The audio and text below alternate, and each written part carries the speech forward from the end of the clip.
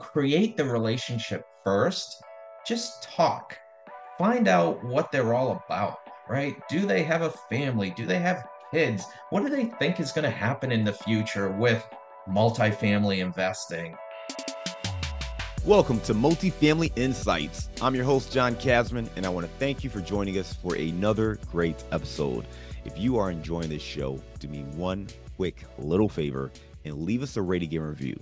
We want to hear from you. We want to get some feedback, some honest feedback of what you like about the show, but also anything that can make you work harder for your investing goals.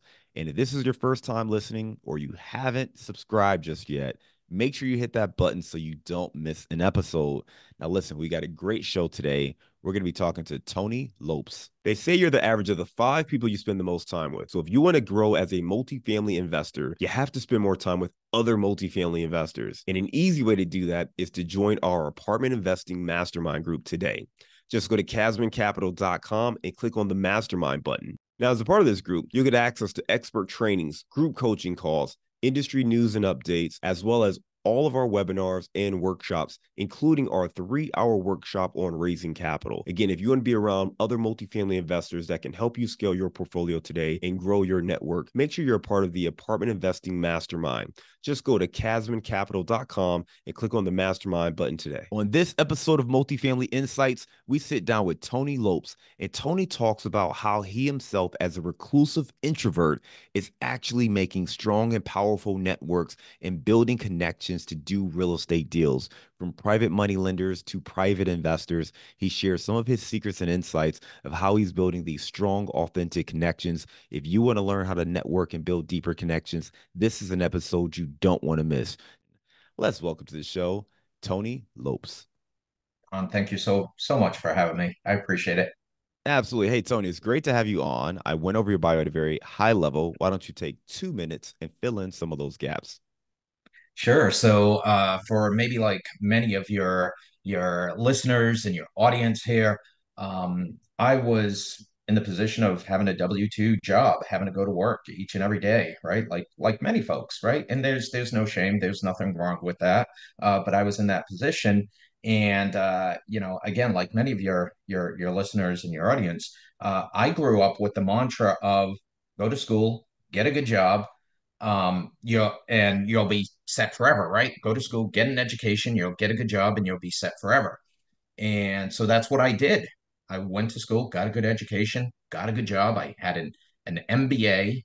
I had a mechanical engineering degree first. I had an engineering degree, and I had an MBA, and then I got laid off, which was not part of the mantra that was handed down to me from my parents. So I said, wait a minute, something's wrong here. I did all the right things, and yet I still got laid off, and I'm still not financially independent. So I said, I got to fix this. I got to do something different. And so that's when, I'll say I wasn't financially independent. I had to find another W-2 job, and which was okay. But at that point, I said, I have to do something different. And so I started saving, started getting educated with real estate investments, and made my first purchase a few months after getting back on my feet, finding that next job. I did my first investment, which was a 4-unit apartment building. It wasn't huge. It's not like I went off and I bought a 10 or 20 unit building. I didn't. It was a small building, 4 units, and that allowed me to cash flow some amount of money each and every month. And then from there, I just kind of snowballed and went into the next and to the next. But this is very doable. I did retire at 44. I left the corporate world at 44. I call that, so to speak, my retirement from corporate environment. And yeah, so my story is one that resonates with a lot of people. It's something a lot of folks want to do. And, you know, I just share it's very doable. I did it. And if I could do it, I know everybody else can do it because I'm not the sharpest tool in the shed, so to speak. So I know a lot of folks can do it.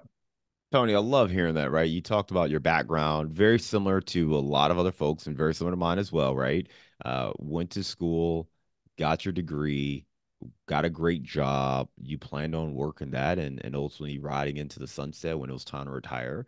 But that's not quite how it laid out, right? You got let go.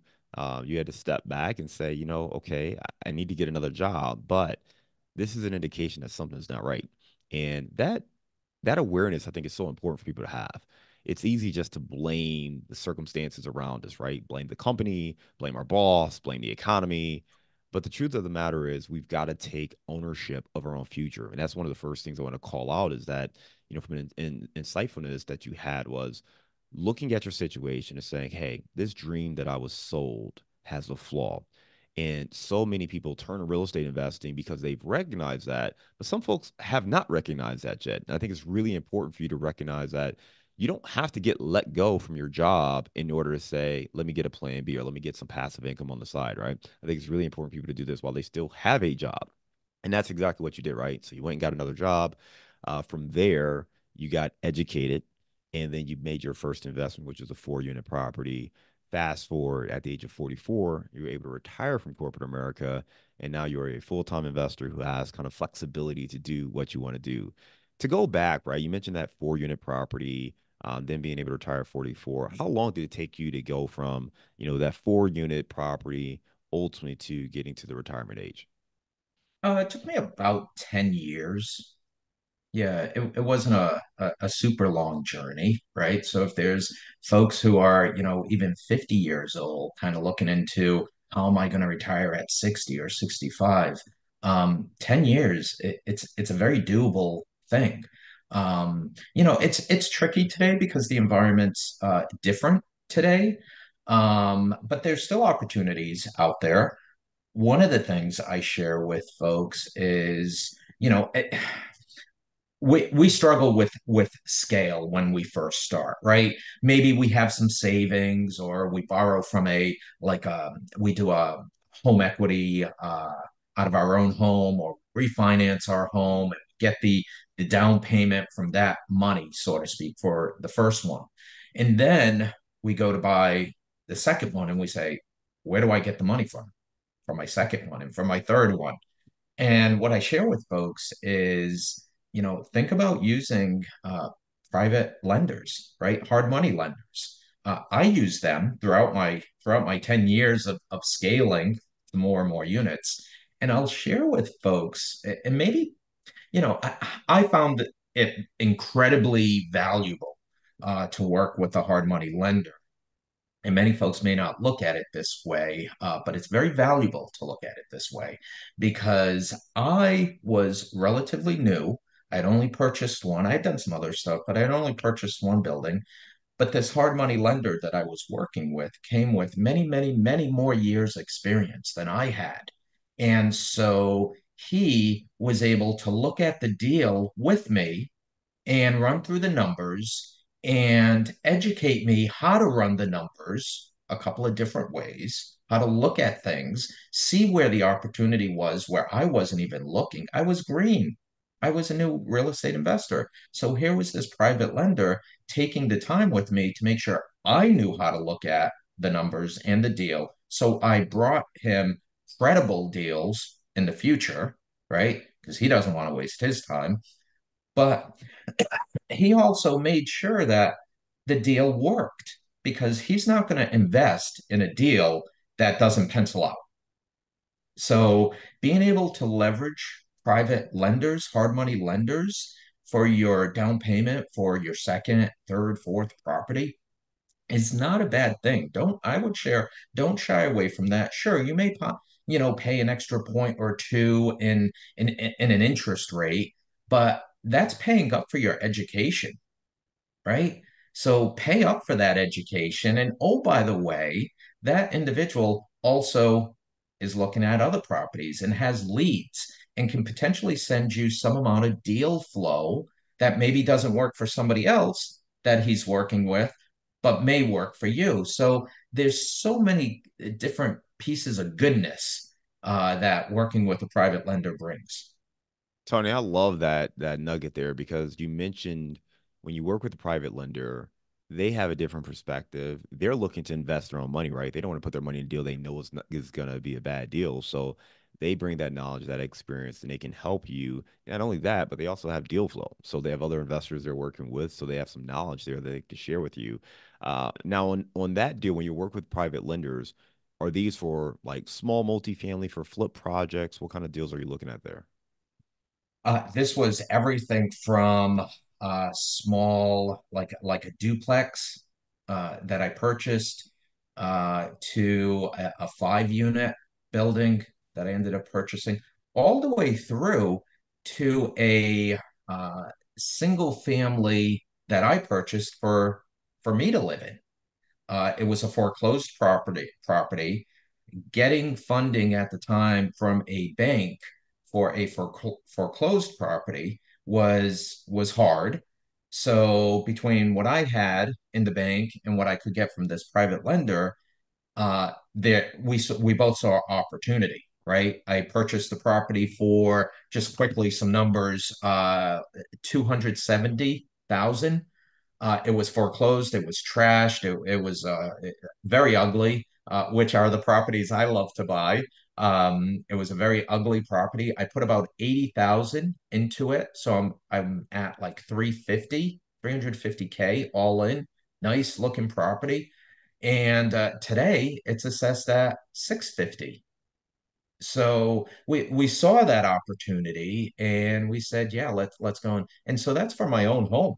Uh, so I've used it all over the place, and it's really helped create not only cash flow but wealth in my life. I love that. You talked about buying this property, 270, you put 80 into it, so you're all in 350 plus some holding costs, and it appraised at 650. So about 300K in equity minus again those holding costs. Lots of opportunity to create value there, right? So whether it's a single family for your personal, or for smaller multifamily, there's definitely opportunities working with private money lenders. Talk to us about the origins of that relationship, right? Because I think for newer investors, that's one of the big questions. Is, well, how do I go to these private money lenders? How do I find private money lenders? So what's your take there? Yeah, so private money lenders today exist everywhere. Anybody can be a private money lender. Your neighbor, your CPA, your financial advisor, they can all be private money lenders. I share with folks, I know you do coaching, John, which I think is great. I do coaching. One of the things I'm sure you share as well is growing your network.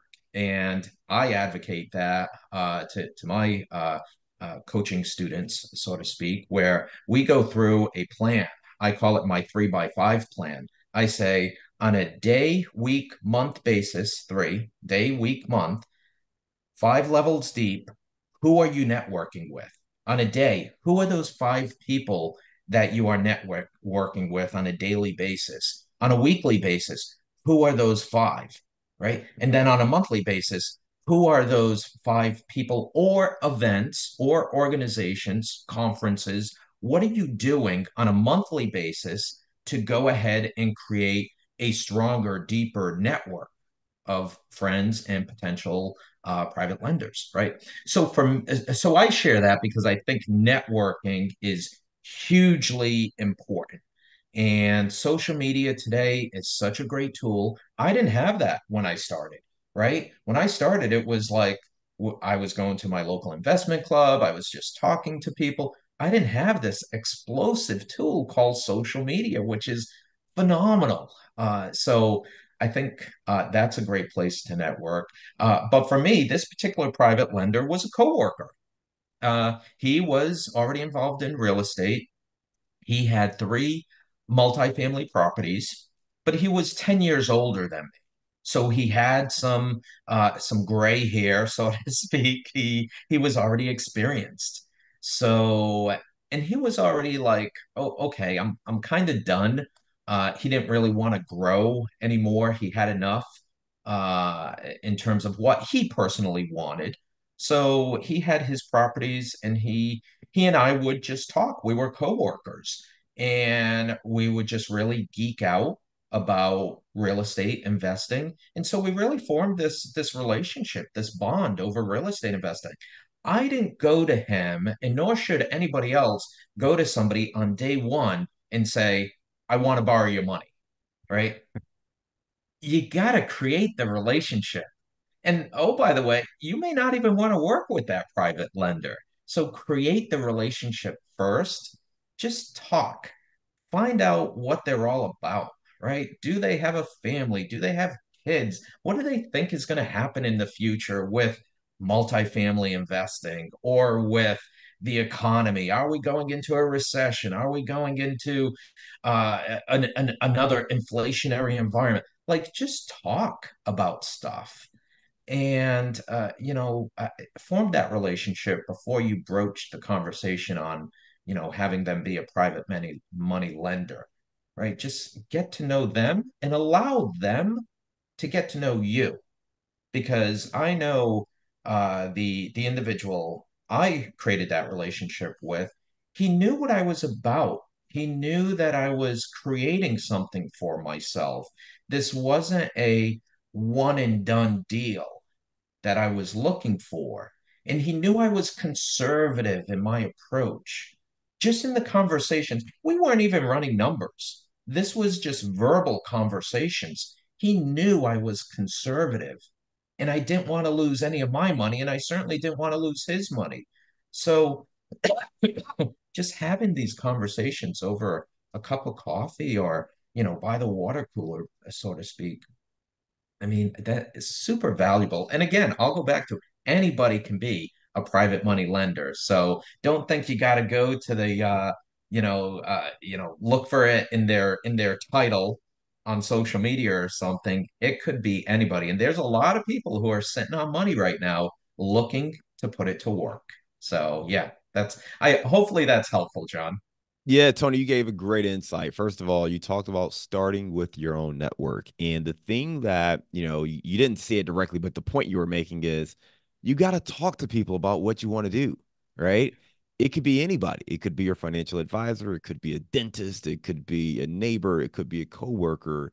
And what I gained from your story was you had respect for this individual. You were talking about real estate, and this kind of came up over time, and it became a natural partnership where they had money to lend. You were looking to grow and get started, but there was a respect there. Even though you didn't have that experience, they wanted to see you succeed. And I think sometimes the mistake or challenge people can face is you just go out there and you find any old private money lender, anybody who's trying to loan money, but that person may not have an interest in you succeeding. They just want their money.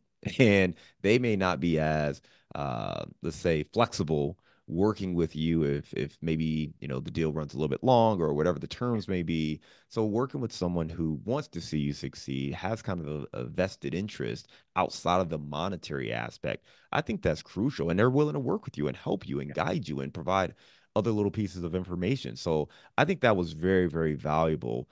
Um, you know, I guess the question I have for our listeners is, we know we need to talk to people. I think one of the things that jumped out to me was the experience this person had, because they had a multifamily portfolio already. How would you broach that part of the conversation, right? It's one thing to go in there and, ask, are they interested in real estate or whatever, but are they walking around just asking anybody, hey, you got any real estate or you want to invest? How do you broach that conversation with some of these people that maybe you don't see on a daily basis? So, I go to a lot of conferences, and I'm generally an introvert, like off the scale. Sure, I go on stage, I do a lot of speaking gigs, I do just a lot of group sessions. But for me, internally, I'm an introvert. And so it's hard for me to kind of approach people and have these conversations. But one thing I found, and it's probably going to be repetitive. Your listeners, your audience, and yourself, you've heard it before. Is I ask like the first question is, tell me about yourself. How did you get involved in real estate?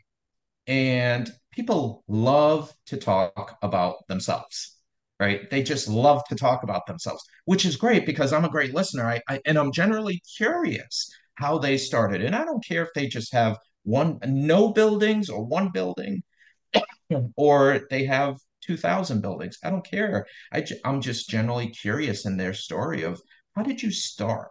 right? And if it's not a real estate conference, if it's some other um, type of conference associated with your industry, if you're into medical products or you go to a conference for pharmaceuticals or whatever your industry is, I like to ask folks what books they're reading. Hey John, have you read an interesting book lately that you could share with me that maybe something I should read? I walk around, I read and listen to a lot of different books. One book, and so when I get the question, hey Tony, you got started, are there any books that you find interesting and that I should read? I say, yeah, obviously a lot of folks know about Rich Dad, Poor Dad. I mean, that's kind of a staple. That's a great book. But beyond that, I share the book by Dan Sullivan. The title of it is called Who, Not How. And Dan, in that book, shares with folks you don't need to know how to do everything. You just have to find the who's in your life to help you with the how. And real estate is very much like that. You don't need to know how to do everything, nor should you know how to do everything. Everything from setting up an LLC to creating an operating agreement to creating lease documents, to repairing electrical and plumbing stuff. Yeah, a lot of that you don't want to know necessarily how to do it, nor should you be doing it, but you need to know the who's. And so that's a great book, Who, Not How, by Dan Sullivan, that I share with a lot of folks. I actually have sent that book to different clients because, again, just talking naturally to folks, I can tell who's going to gravitate towards that and who really like needs it in their life. See, here I am. You're asking me the question. I'm just, God, I'm blabbering about it. I can't stop talking, right? And so when you go to conferences or have conversations with your coworkers, they'll be in the same space. They're just going to talk and talk and talk, and they're going to share with you a bunch of different nuggets that have helped them be successful or achieve some sort of value in their life that you may find valuable as well. Tony, you just crushed that, right? When I think about how to approach this conversation, it comes back to being somewhat inquisitive about other people. And you asked two questions I think were really, really straightforward. One is if you're at a real estate event or you know this person is interested in real estate, you can ask, well, how did you get started? Or what sparked your interest in getting into real estate? And let them talk. Your job is to listen, just Yeah. listen and let the conversation go from there. If you're not at a real estate event, and I think this is where a lot of people struggle, well, instead of going directly into real estate, ask a question about maybe a book, and hey, what books are you reading right now? Or what's an interesting book you read recently? And that kind of sparks a nice conversation. You can now pivot the conversation a little bit about whether it be real estate or investments, or in your case, you mentioned who, not how, and the kind of people you want to surround yourself with. And it allows you to build kind of a connection. So, really great insights there. And I think the thing that people lose is they sometimes enter into these conversations hoping to meet a specific type of person. So they're Hmm. kind of listening, engaging, and trying to, size you up to figure out, hey, does this person have money to invest or not? And if not, they quickly want to move on, and I think that's where so many people get turned off by networking because they feel like it's speed dating as opposed to an opportunity to get to know people. Talk to me about kind of your experience and maybe some best practices when it comes to networking. Again, it's just being genuine, and this word is typically overused, but just being authentic, right? Just be yourself. Yeah, don't be trying to grab people's money or anything like that. Just be yourself. And I'll share a story. And folks should realize these relationships don't happen overnight. It's not like you're going to go to a conference or a networking event or a real estate investment association or club and like find these people overnight. These relationships take time to evolve. And so I'll share a story. Years ago, gosh, I can't even remember. It was probably 5 or more years ago. I went to a networking event that was put on by a buddy of mine. And I was purely going, again, me, I'm an introvert. I didn't really want to go, but I was going because I was supporting my buddy, and that's really why I was going. I wanted to support him. He's a good guy. He was doing good stuff, so I went to it, and it was unrelated to my field. Okay, so I went to support my buddy at this networking event just to have bodies and different people, different backgrounds to talk to. So so at that event, I met a lot of great people.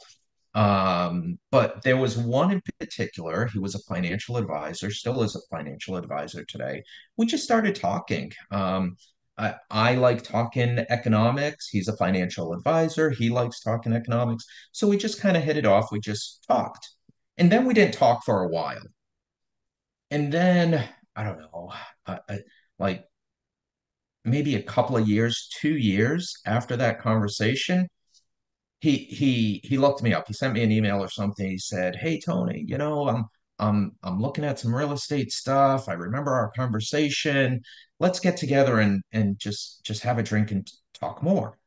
And so we got together. We talked a little more, and just created more of that relationship. Here it was 2 years later, and I was like, "Okay, great, let's do." And I love talking about real estate, so for me, that was easy.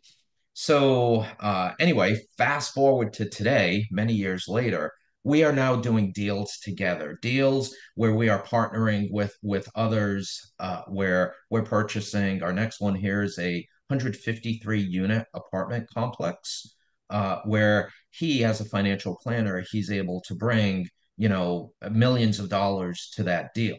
Right now, I'm not bringing millions of dollars to that deal. I'm brokering the deal, so to speak. I'm bringing people together because my network is huge, right? So important to create.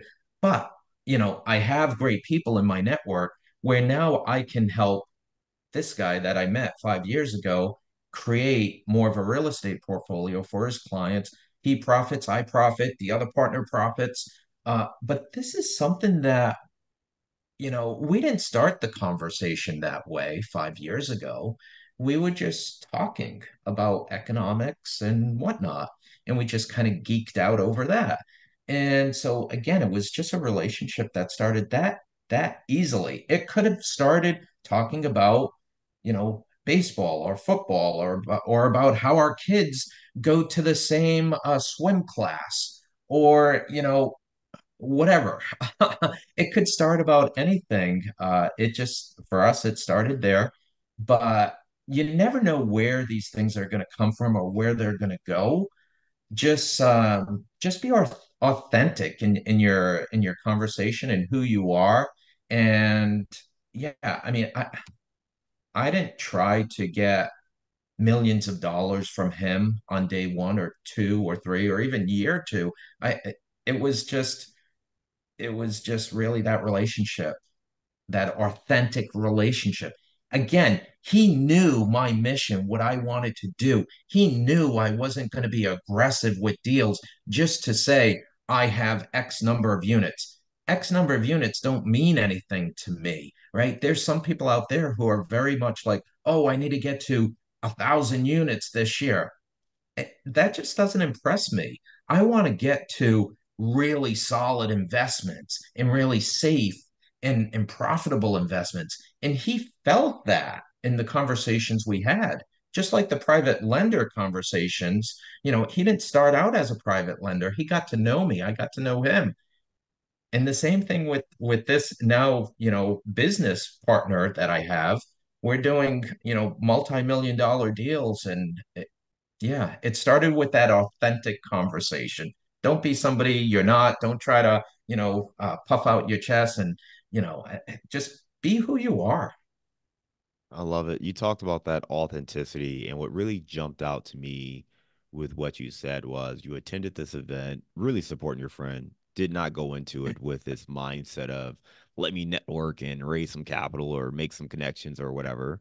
You just were there to support your friend, just had some conversations, and organically the relationship grew. I think you're an introvert, as you stated. I'm also an introvert, which people have a hard time believing at times. Yeah. And I think the thing for us to remind to keep in mind is we still have to be willing to go out there, right? We can't just huddle up in our little corner and put our heads down on a computer. Sometimes going out there means posting on social media or getting on, different groups or attending these events, but you have to create the environment. And if you're an introvert and you're listening to this conversation and maybe you still have a little bit of hesitation, one thing that you kind of touched on, Tony, but I want to make sure people understand is that the benefit that introverts have is we are usually really good listeners. Yeah. And when you're talking to people, they want to be heard, they want to know that you heard them. And being a great listener is actually a superpower when it comes to networking. So I used to feel not intimidated, but I would look at, people who were just natural movers and shakers. You go to these conferences and you would see a guy from across the room smiling and shaking hands, and it feels like he knows everybody. And I was nervous to talk to the person to my left, Yeah. So, and it was like, oh, well, how am I going to raise millions of dollars or grow this business? And I don't have that skill. Like, I don't have that personality. And it doesn't require that personality. It requires somebody who is willing to be authentic, to build connections, Yeah. and to be patient because it takes time for people to get to know you. And ultimately, when people are looking to make that investment, they want to know who you are. They want to know who you are at your core, your character, your values. What do you believe in? And that just takes time. So attend events, put yourself out there, network, but do it under the intention of building some real connections. The truth is, everyone has value. That person you're talking to, maybe they don't have the money to be a private money lender or be your passive investor in your deal, but they probably have some connections that they can introduce you to if they really believed in what you were doing, what you were about, or they came across someone else who was looking for exactly what it is you have to offer. That has happened many, many times to me. I'm sure it's happened to you where someone has said, hey, you know what? You should talk to my friend Tony. He's in real estate. He's doing deals like this. So that's why you still want to focus on building those authentic connections and make sure people know what it is you do so Yeah. that when that opportunity comes up, they're willing to make that introduction. Any last thoughts on that, Tony? I think you're spot on, John. You are spot on. I actually had somebody reach out to me the other day that I've had different conversations with, and he was looking to get into real estate, and he said, "Oh, I'm looking to do the subject to type of purchases." And I said, "Oh, that's great." And he's like, "Hey, can you coach me on this?" Blah blah. And I said, I don't really do subject to. I'm not the expert on that, but I have somebody in my circle, in my network that does subject to instruction. Right. So I could have very easily like taken the money and, kind of figured out, hey, here's the important things. And even could have talked to my other buddy who does subject to, right? And we could have collaborated, but it wasn't the right thing to do. So it was so easy to just refer him to somebody that I know and I trust that specifically does that type of instruction.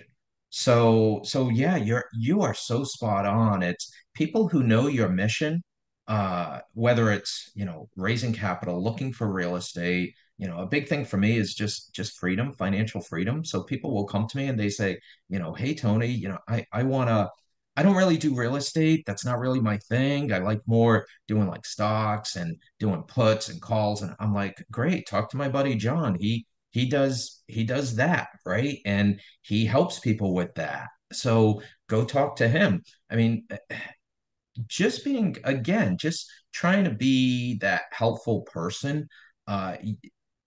Even if there's somebody you go to and they're not able to send you deal flow or help you raise capital or you know find the right contractor, they may be able to refer you to somebody else in their network that meets your need. Yeah, and that's one of the things I love about social media is because I can just send out a blast and say, "Hey, I need a contractor for HVAC," and I'll get like 20 responses back. So it's like, "Hey, great, now I have leads." So yeah, there's so much to the networking piece. We could probably spend a half day talking about it. It's super I love important. it. Tony, great insights right there. I appreciate that. For folks who want to learn more about you or your company, what's the best way for them to reach out? Best place is just go to my website, dirtybootscapital.com. That's the best place. On there, you can find my social media. You can track me on social media. You can also go to my YouTube channel, look it up at Dirty Boots Capital on YouTube. And there I interview a whole host of different folks, everybody that speaks about not only real estate, but also mindset, right? Which is an important aspect of what we do regardless of what business you're in. It doesn't have to be real estate, it could be some other business. Mindset is incredibly helpful to all of us. So I interview a wide host of different people on my channel. And so maybe someone in there might spark an interest and might be able to help you somehow. So that's the best way folks can find me. All right, we will link to that in our show notes. Right now, Tony, we're going to transition to our round of insights. Tony, give me a failure or an apparent failure that set you up for later success. For me, it was so I did my own property maintenance for far too long. And I consider that a failure. I know some folks do it on the front end because they have to get the deal to cash flow, and I totally understand that. I did it, been there, done that. But it's important to transition out of that as quickly as you can, and I didn't, and so that was a failure of mine. And so now when I'm doing bigger deals and I'm looking at the property management aspect, I'm able to speak to property management incredibly well because I did it. I know the failures, I know the pitfalls, I know what comes up with tenants, I know the scams that are run. So I know it incredibly well. So even though it was a failure to pivot to a property management company, I failed to pivot quick enough. But later in life, now in life, it helps me significantly find the right property management because I'm able to ask like really impactful questions of that property manager and see what their response is, see what their answer is, and if it resonates with me. Give me a digital or mobile resource you recommend for your business. I recommend hiring VAs out of South America, Colombia, for example, out of the Philippines. You can hire a VA for $6, $8, $10. They are relatively cheap and they are great. They do great work. And so for all the low-level type tasks that are super important for our businesses, just because it's a low-level task doesn't mean it's less important. I just can't focus there too much of my time. I need other people because I need to be doing other things and networking and creating the future vision of what I need to do. So I need folks doing this. So for relatively short money, hiring a VA out of those countries, super important, has helped me scale my business and allowed me to get into other things where ordinarily I wouldn't have had the time. We talked about books earlier, but give me the book you've recommended or gifted the most in the last year. It would be the Who Not How by Dan Sullivan. However, this year, just a few weeks back, I finished up the book called The One Thing. And it helps folks really narrow in on what is the one thing that is most important to us and helps us focus on achieving that one thing, right? Life is very complicated these days. We have a lot of distractions with media and not just on the television, but also social media and all things that are happening throughout our day. Very, very chaotic world we all live in. So getting distracted, super easy these days. So that book, The One Thing, was really impactful to me, and I've been recommending that book quite a bit this year. Two really good books. That one is by Gary Keller and Jay Papasan, and had the fortune of having Jay Papasan speak at our last Midwest Summit and got to meet him and talk to him, and really great insights there. All right, give me a daily habit that helps you stay focused on your goals. Uh, right after so number one, I work out first thing in the morning before I get busy, before I like really get into things, because if I don't work out, then it just doesn't happen. So that's a priority. My health is a priority to me. So that's my first thing. I go work out. Right after that, I do some meditation. I just sit in my lawn chair and I just try to have just a peaceful mind. Again, we're all in a very chaotic world, and I just use those 10-15 minutes to have some peace in my life, which I find super important. And with that peace, as I do it, I just one of the things I do, other than just trying to clear my mind, is I spend the last few minutes of that meditation to try to think about, what is the most impactful way I can leave my stamp on today? What can I do today? Is it go to my emails and like rush through and get through my emails and feel like, oh, okay, I have an empty inbox and that's good? Or is it to call somebody I haven't called in a while, just to check in on them and say, hello, I'm here, what's happening in your life? Just check in and say hi. With a friend you might have been thinking about, yet you haven't called in over a year. So just those are the things I think about. And so actually, when I'm walking back from the from these things, my fitness center is located a little bit away, so I walk to and from. So as I'm walking back home from that fitness center, sometimes I just pick up my cell phone and I just call that person. Hey, how you doing? And if I get their voicemail, that's fine. Leave a message, right? Hey, I was thinking about you. Who doesn't like to get a phone call from somebody saying, I was thinking about you. I hope you're doing well. I know last time we spoke, you were going through some stuff. I hope that's over. Why don't you give me a call? I'm here for you. Just thinking about you, right? How huge is that? So for me, I try to think about those impactful things. Yes, going through my email is important. I need to make it a priority to some degree. But there's other things, right? We need to be thinking about each other. We need to be helping each other. We need to be caring about the next generation and helping them, because this world's going to be pretty tough for the next generation. So yeah, those are the types of things that I like to do, that I say move the needle in my personal life, but also allow me to give back to others.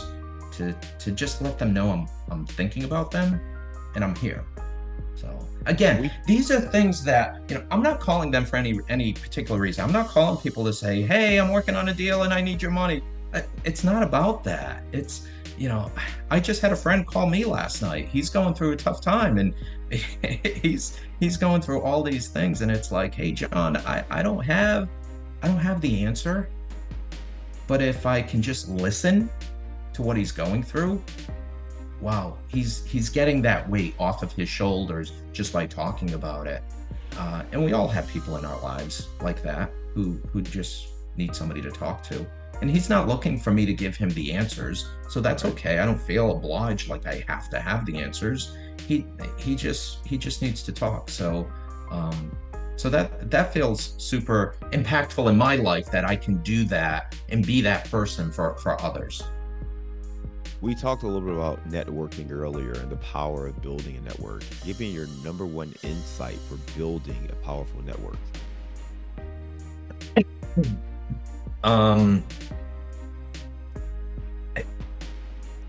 Just do it. It's so easy today, between social media and virtual events. When I first started doing this, I didn't have social media. I didn't have virtual events, right? Meetup.com has so many different like virtual type events you can sign up for and go to. And wow, that's huge. Like, I didn't have that back in the day. I had to like get in my car and like drive.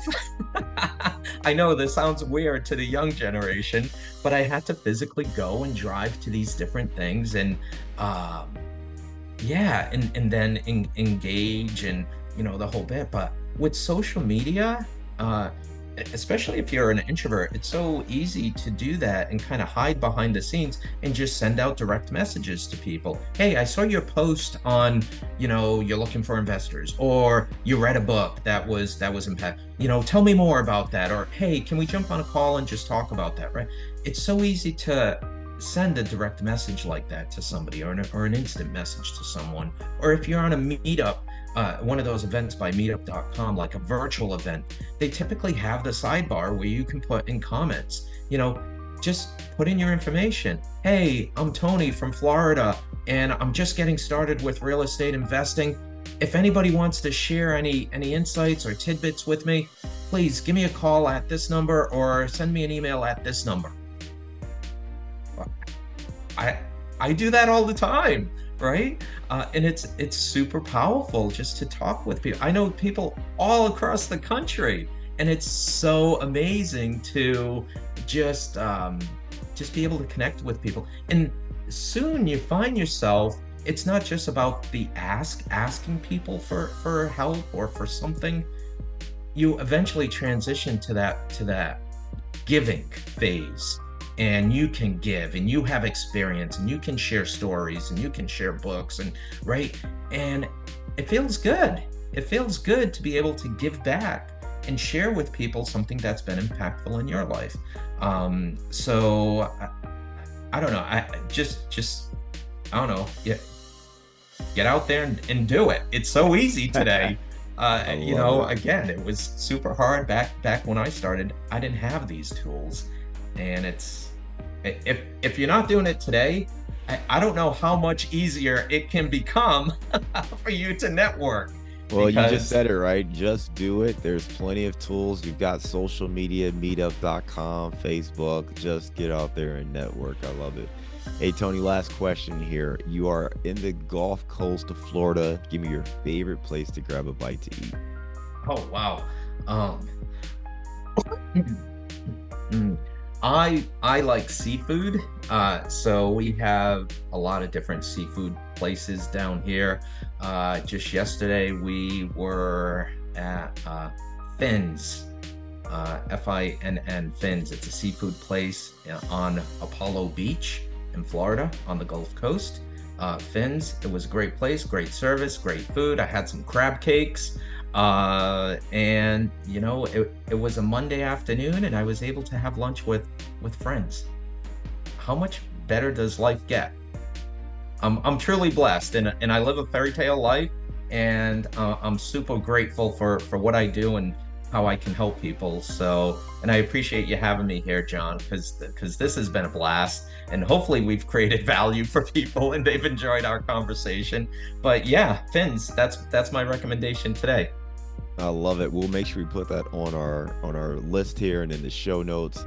Tony, you gave us a ton of great information. I really appreciate hearing your journey, and that origin story is somewhat familiar, but I think it's really important, right? Going from, working, having, your degrees and having a quote unquote good job, working until you retire with the plan, and life threw a curveball at you. And, you took that, you continued down the path, but you also realized we need to reboot this plan. That led you into real estate. Ultimately, 10 years later, you were able to walk away from the W-2 job, and now you help other people tap into real estate investing to create financial futures for themselves. One thing that's jumped out to me was, when you're getting started, having a private money lender can be very, very advantageous. Someone who's more experienced than you, someone who knows you, and we're not necessarily talking about, hard money lenders that are out there to, just take advantage of you, but people in your personal network, people who are looking to make money, but maybe they don't know how to find deals, or maybe they're not looking to be the operator themselves. And these private money lenders are everywhere. You just have to talk to people and get to know them. And I thought you gave us some really great insights, particularly for those folks who maybe feel less inclined to be out there. If you're more introverted, you gave us some great tips on how to do that and to stand out. Again, for folks who want to learn more, they can go to your website, what is it? Dirty Boots Capital, right? I was about to say Dirty dirtybootscapital.com. Bootstraps, and I was like, wait a minute, that's not it. That's a good one too. Dirtybootscapital.com. I Right. should have thought about that. Right. Dirtybootscapital.com. Tony, just want to thank you again for being a great guest and coming on Multifamily Insights. We look forward to staying in touch with you, and I hope you have a great day. Same here. Thank you, John.